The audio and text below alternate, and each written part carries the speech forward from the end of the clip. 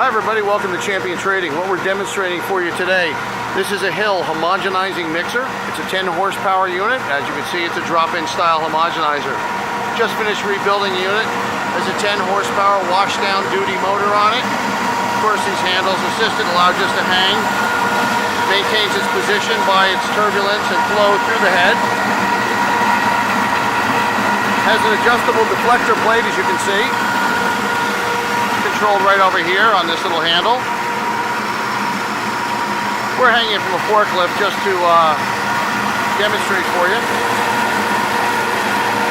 Most people use a small cherry picker or something of that nature to lower them into their own tanks.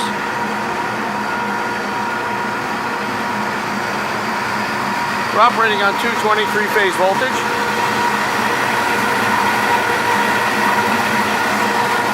Unit's been completely reconditioned, new lower bearing. We like to use Rulon 645, which is a hardened version of Teflon, and 645 is the FDA approved version. We have lots of homogenizers like this in our stock, so we do hope you'll visit our website at www.champtrading.com. And we certainly look forward to hearing from you.